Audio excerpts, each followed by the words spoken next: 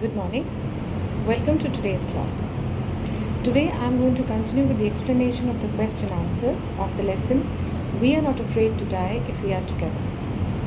So today we begin with the second portion of the question answers, which is under the heading Talking About the Text.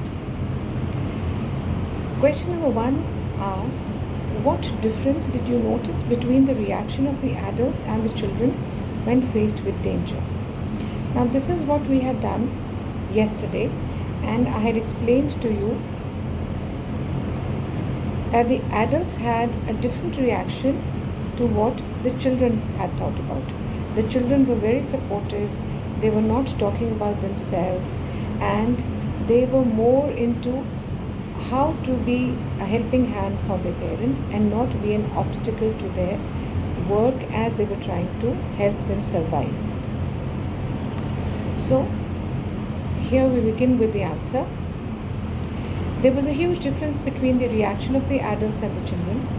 The adults lost their hope at the end and wait for their fate of death. On the other hand, the children were hopeful and gave the narrator moral support.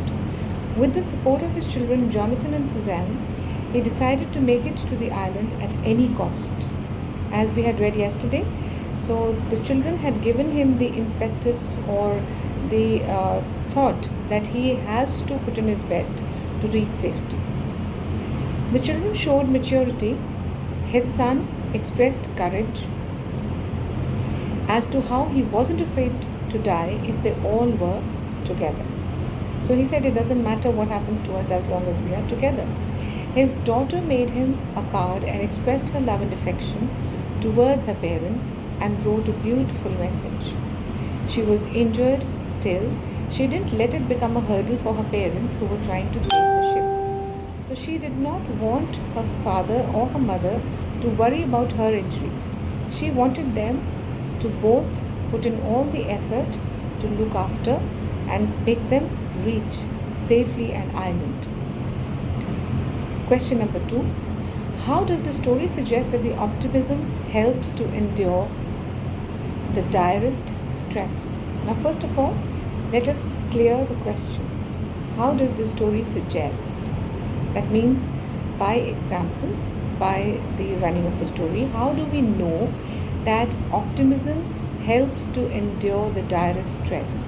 That if you're optimistic, the biggest of problems can be endured or can be worked through or can be found through a solution so that you can reach your goal.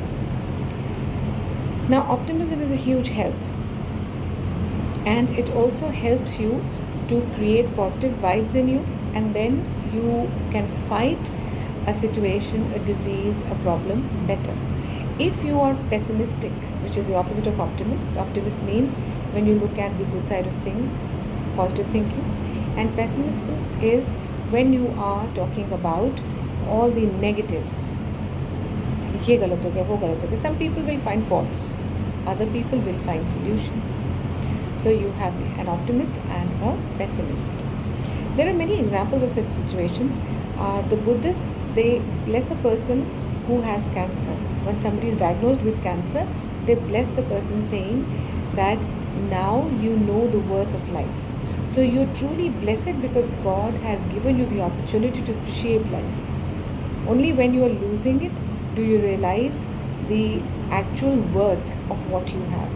Otherwise, you don't have that. Then optimism also helps people cure themselves to a certain degree. It's not that medicines don't work, but medicines plus the will to survive, that makes a person better faster. So here also the same thing is discussed. Optimism is the determination to overcome any challenges. Without optimism, it is impossible to face difficulties and solve problems. The family fought with the sea with great optimism and determination, which ultimately saved them. Now, had they given up, the adults had given up, the children didn't give up. The children were innocent, they did not see the magnitude of their situation or problem. So they were, in their innocence, optimistic. But their optimism helped the parents to work harder and not lose hope. Again and again, on being attacked by the sea, they didn't stop trying, which helped them to get to the shore of Isle Amsterdam.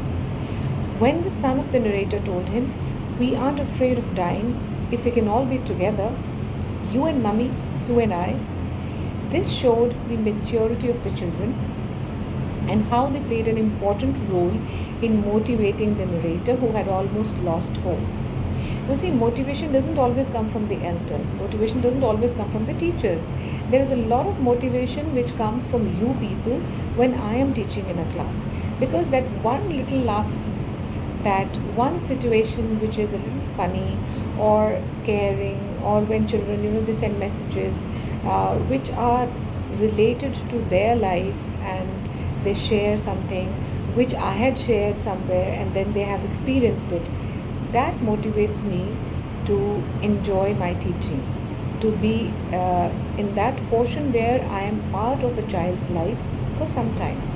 So here the children motivated the parents. Sue, his daughter, who made him a card, showed how she was proud of her parents and didn't make a big deal of her injuries, which was she was in a bad condition. With the struggles and efforts, they finally made it to their destination. So, all of them together, wherever one lost hope, the other one would give hope. So, all of them together came and fought the situation in their own way. The elders were trying to fight it through solving the problem, physical endurance, working at it, navigating, finding.